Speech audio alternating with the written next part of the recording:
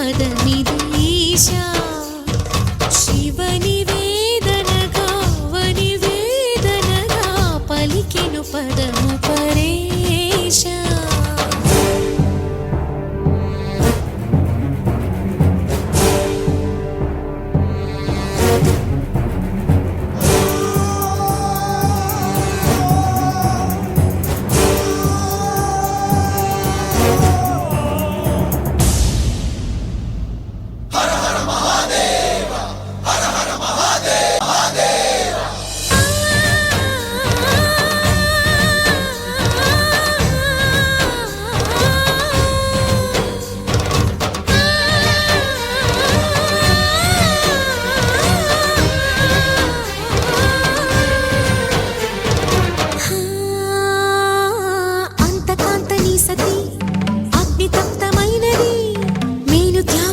తాను నీలో లీనమైనది ఆదిశక్తి ఆకృతి అత్రిజాత పార్వతి తానువైన ప్రాణధవుని చెంతకు చేరుతున్నది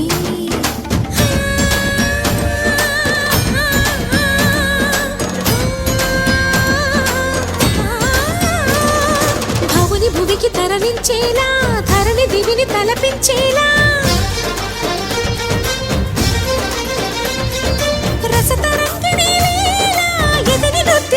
చేయగలిగే వేళ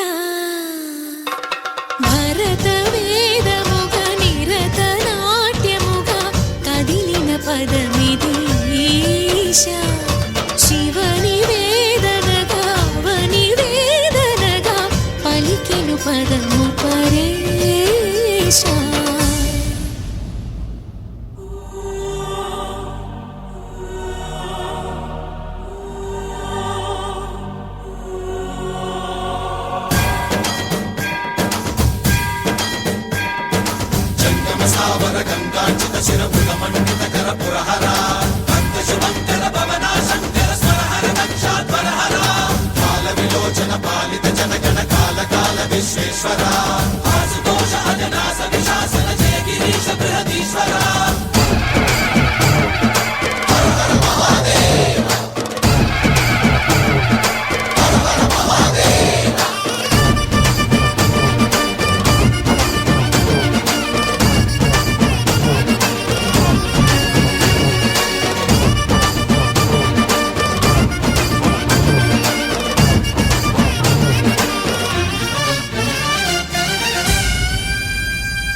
వ్యోమకేశనిను హిమగిరి వరసుత ప్రేమ పాశమున పిలువంగా యోగి వేషని మనసున కలకద రాగలేశమైనా